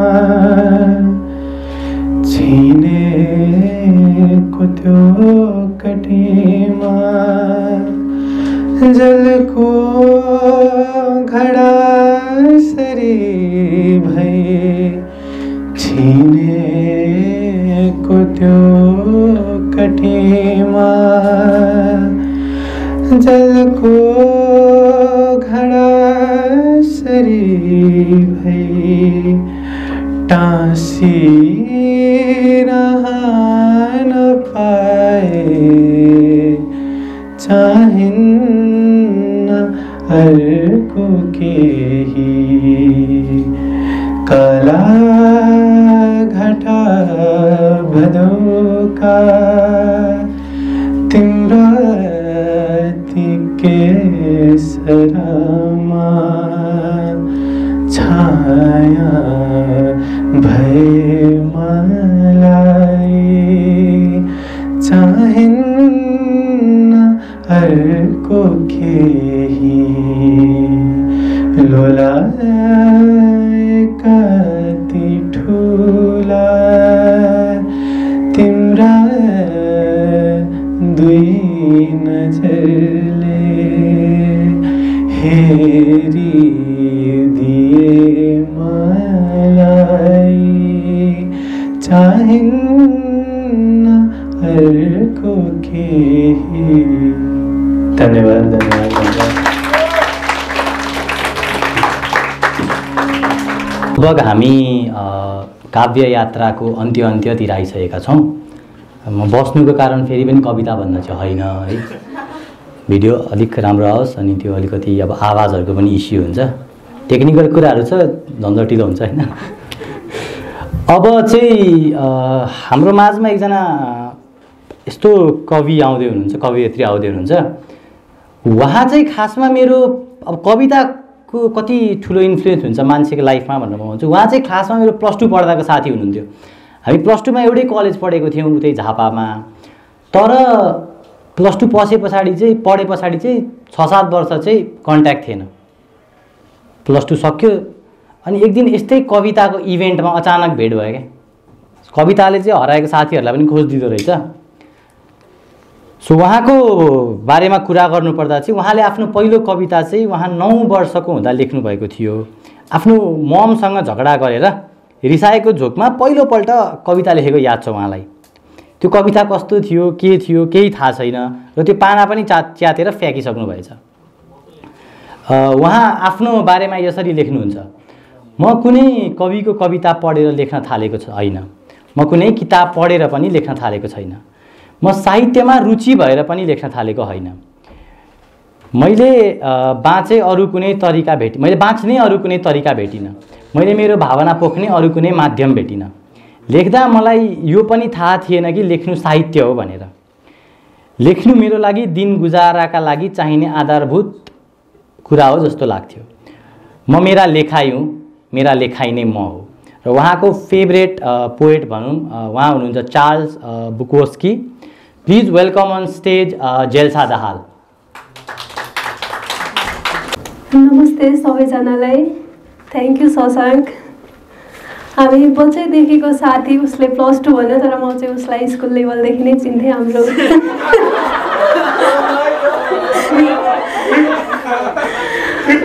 हाम्रो स्कुलमा स्पिच एन्ड डिबेट कम्पिटिसनहरू हुँदाखेरि ऊ आउँथ्यो अनि मैले उसलाई त्यति बेलै देखेको थिएँ। यो कविता चाहिँ लभ पोएम जस्तै हो। कसरी लेखेको भन्दा मलाई चाहिँ अलिक पुरानो कुराहरू मनपर्छ अनि त्यो मोडर्न टाइममा पुरानो कुरासँग दुईवटा अलिकति कन्ट्राडिक्ट गरेर लेखेको छु। जुन तारा खसाउँछु त्यही पुरानो फिल्मी लाइन होइन, त्यही पुरानो फिल्मी लाइन होइन, सिङ्गार रसको सिङ्गो कविता चाहियो। व्हाट्सएप मेसेन्जरमा मेसेज होइन, नेपालीमा हस्तलिखित प्रेम पत्र चाहियो। झुकिएर 1-2 पटक मात्र होइन, झुकिएर 1-2 पटक मात्र होइन, उसले बोल्ने हरेक शब्दमा मेरो नाम चाहियो। कहिलेकाहीँ नजिक हुँदा मात्र होइन, उसले फेर्ने हरेक सासमा मेरो आवाज चाहियो। आँखा जुदाउने मात्र होइन, आँखामै डुबेको प्रमाण चाहियो। मदिरा कुनै नसाको मात होइन, मदिरा कुनै नसाको मात होइन, नजरको नसा नजरमै चाहियो। झुकिएर छोइएको स्पर्शको करेन्ट होइन, झुकिएर छोइएको स्पर्शको करेन्ट होइन, न्यानो तर शीतल अनि लामो अङ्गालो चाहियो। मिलनको सन्तुष्टि होइन, बिछोडको बेचैनी चाहियो। मिलनको सन्तुष्टि होइन, बिछोडको बेचैनी चाहियो। उसको मन्द मुस्कान मात्र होइन, सँगै हाँसो मिलाइएको खित्का चाहियो। फुलै फुलको गुलदस्ता होइन, फुलै फुलको गुलदस्ता होइन, घमण्डको धागो फुकाउने धैर्यता चाहियो। 1-2 हरफ मात्र होइन, हाम्रो सामिप्यतालाई व्याख्या गर्ने महाकाव्य चाहियो। सोशल मिडिया पोस्ट र ह्यासट्याग होइन, सोशल मिडिया पोस्ट र ह्यासट्याग होइन, वास्तविकतामा वास्तविक प्रेम कहानी चाहियो। सँगै बाइकमा गुड्दा 100को स्पिड होइन, सँगै बाइकमा गुड्दा 100को स्पिड होइन, कहिल्यै नखुलिने ट्राफिक जाम चाहियो। मलाई मेरो नाममा उसको थर मात्र होइन, उसको नामको थोरै बदनामी चाहियो।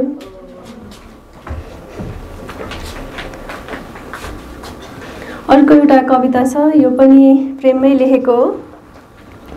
यो कविता चाहिँ अमृता प्रितमको लास्ट पोएट्री मलाई नेपालीमा ट्रान्सलेट गर्नु भन्नुभएको थियो कसैले। अब त्यो मैले नेपालीमा ट्रान्सलेट गर्न त सकिनँ, तर मैले मेरो पारामा लेखेको छु।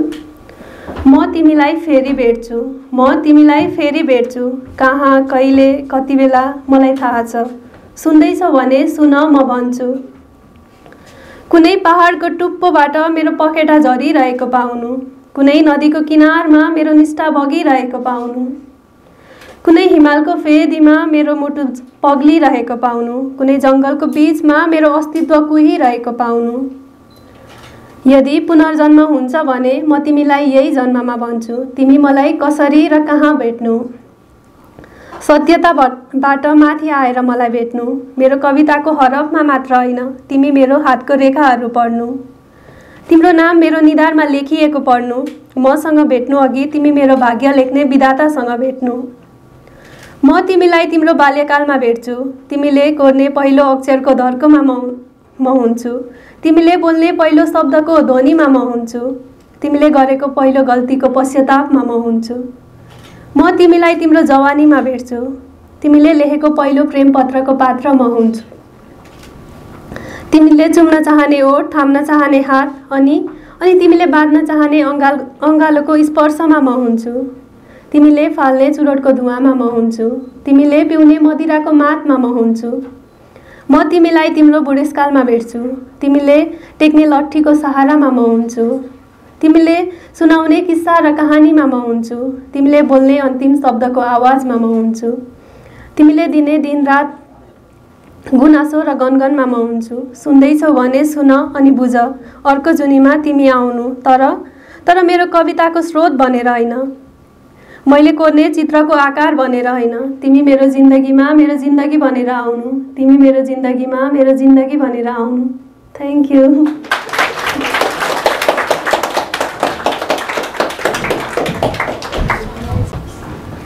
मैले आफ्नो इन्ट्रोडक्सन दिन है।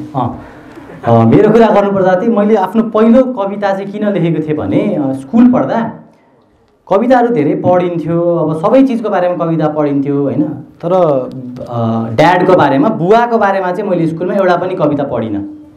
अनि मलाई कस्तो मैले केही रोकिएँ ल, उसको इन्ट्रोडक्सन चाहिँ म भन्छु। ऊ शशाङ्क शेखर नेउपाने, अनि इन्स्टाग्राममा मिस्टर पोइट भनेर पनि छ, एकदमै मिल्ने साथी। अनि यो काव्य यात्रा सुरु हुँदाखेरि ऊ खासमा सिसिटी भन्ने हुन्छ कि स्मार्ट लममा, सिसिटी भनेको चाहिँ क्लब कोर्डिनेसन टिम, जो टिममा हुन्छ ऊ सिसिटी पनि होइन, ऊ स्मार्ट लबको एल्मुनै हो, पुरानो एक्सटेन्डेड सिसिटी। कविताको पारखी भएर ऊ यसरी काम गरिरहेको छ कि सायद काव्य यात्राको बारेमा सबभन्दा धेरै उसैलाई थाहा छ होला। सबै सुरुदेखि नानीले यदि भिडियो हेर्नु हो भने सेलिब्रेटी भइसक्यो मान्छे काव्य यात्राबाट होइन, एकदमै मिहिनेती मान्छे, कविता मन पराउने मान्छे। अनि उसँग काम गर्न पाउँदा चाहिँ सौभाग्य पनि हो र एउटै टिम भएर अझै धेरैमा लैजाउँ। राम्रो कविता लेख्छ, अब यति भनेपछि राम्रो सुनाउँ फेरि है। मेरो शब्दको मान राखिदिनु, त्यो जुन राख्छौँ नि एकदम रुचाइदिनु होला। म होस्ट होइन, तर मैले होस्टिङ गरेँ, ऊ पोइन्टको लिस्टमा थिएन, उसले पोइन्ट भन्दैछ। मलाई भान्डाको झाडमा चढाइदिनु भएकोमा धन्यवाद। भान्डाको झाडमा चढाउनु भनेको फुर्काइदिनु हो क्या। ल म आफ्नो परिचय दिँदै थिएँ, अनि बाबाको बारेमा लेखौँ न त भनेर मैले मेरो पहिलो कविता चाहिँ लेखेँ। र मेरो पनि favourite poet obviously Laxmi Prasad Devkota हुनुहुन्छ। ल मेरो कविताको शीर्षक छ आमा। अब यो कविताको सन्दर्भ भन्नुपर्दा चाहिँ एक दिन म एक ठाउँमा गएको थिएँ, अनि त्यो घरमा चाहिँ एकजना हाउस हेल्प दिदी हुनुहुन्थ्यो, उहाँ आउनु भएको थियो, अनि घरको सबै कामहरू गरिदिइरहनु भएको थियो। अनि जब खाना खाने टाइम भयो, अनि हामी सबैलाई खाना पस्किएपछि उहाँलाई पनि खाना पस्किएको थियो, अनि उहाँ चाहिँ ठ्याक्क मेरो अगाडि बसिरहनु भएको थियो। अनि उहाँले त्यो दिन चाहिँ मासु पाकेको थियो, त्यहाँ मासु थियो, खसीको मासु थियो, अनि उहाँले त्यो खानु भएन क्या है।